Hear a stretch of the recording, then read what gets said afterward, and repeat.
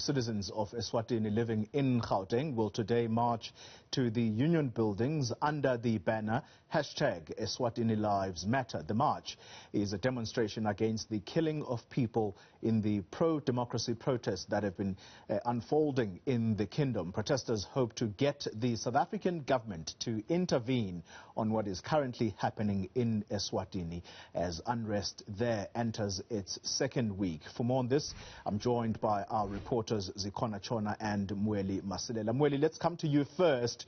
You are in a village that is just a few kilometers from the Swaziland border. Tell us about your experiences, importantly, what you saw in Swaziland during your travels there this week. Indeed, Koli, I'm at a village called Makutu. This is a village that is close to the border between Eswatini and South Africa. And what I can tell you is that the information I'm getting, as you can see behind me, Koli, there are some bakkies that are transporting people from the borderline, people who are crossing using the informal settlements. I'm told that there's now a high number of people that are coming from Eswatini side to come and buy some basic necessities from on the South African side. And of course, the reason behind that, Koli, is that when we left Eswatini on Friday, we saw ourselves, with my colleague Senzo Mahlobo, the long queues, people lining up to get food and some basic necessities at supermarkets because of the lack of goods. We know that trucks were not able to cross into Eswatini to deliver some goods. That is why now the issue of the lack of some of the goods in the kingdom of Eswatini. And we are told that in terms of prices, prices are now high in those basic commodities. That is why some people, especially those that are living near the borderline, are now crossing into South Africa to buy those goods. And we know that also, Koli, that indeed the delegation, SADC delegation, was in Eswatini to try and be there for a fact-finding mission.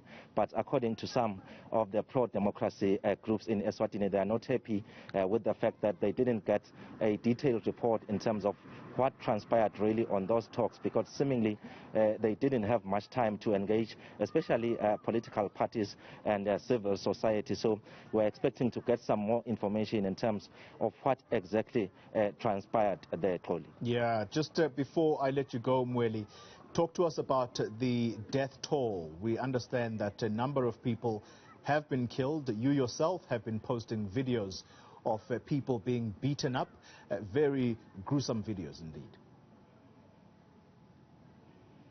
Indeed, Koli, it was quite a difficult mission here for us in Eswatini in terms of telling the story of what is happening there, because at some particular point we were turned away by the soldiers there who were armed. They made it very clear that they won't allow us, members of the media, to take some videos, especially in a town called Pixpick, which was burning. There were a number of buildings that were burning there. They made it clear that they don't want us to film, and we actually had to make a U-turn. And it seems like indeed an instruction has been given to say that people must be dealt with, especially the citizens of the kingdom of Eswatini, because even during our stay there, we did see some citizens being beaten by members of the army there. And then the biggest concern, Koli, is that as much as these events are unfolding, you are talking about the deaths. We've seen a list of some people, their actually names attached there, of some people who are said to have been killed. But the sad thing is that we haven't got a clear direction from the government of Eswatini in terms of how many people have been injured, how many people have died, even arrests. We are not hearing anything. There are no updates in terms of that, which shows that it looks like there is an attempt to try and conceal the information, Koli. That is one point that the pro-democratic groups and civil society at large are saying that something needs to be done, especially from neighboring countries in the SADC region, to ensure that information is released, because currently, Koli, it looks like it's not we are not getting a true reflection in terms of the injuries, the deaths, and also people who have been arrested. All right, and Mweli Masilela, thank you very much for the moment. Let's bring Zikhona Tshona into the picture. Zikhona, just getting the report from Mweli Masilela, he's talking about a SADC delegation that would have gone on a fact-finding mission to Eswatini. I suppose the Swatini residents who live in South Africa, they're probably going to talk about feeling let down by the regional leaders in trying to intervene in what is going on in Eswatini.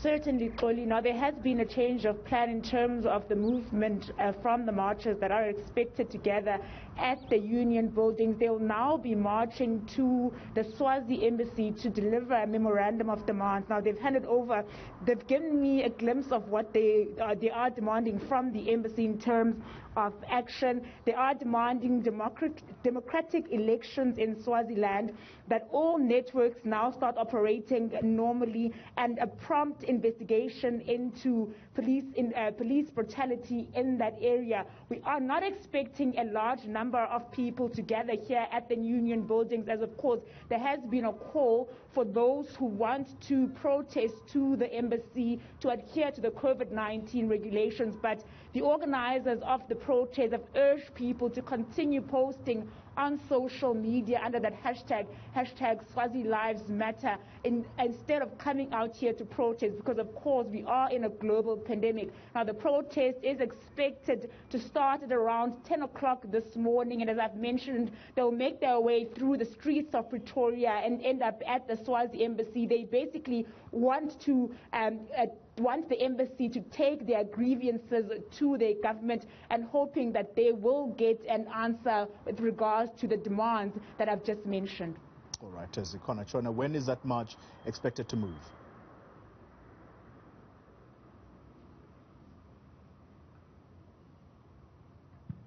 They are expected to gather here at the union buildings. I know earlier the communication that went out was that they will be marching to the union buildings, that they've since realized that the offices here are closed, which is why the march has now been redirected to the Swazi embassy.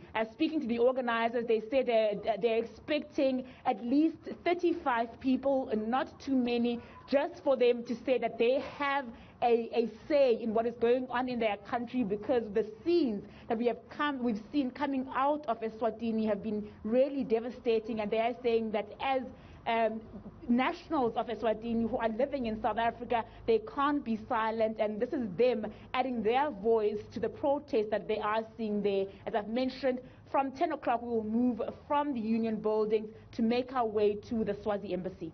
All right, Zikhona Tshona, thank you very much. Those are our reporters, Zikhona Tshona, at the union buildings here in South Africa, and of course Mweli Masilela near the Eswatini border.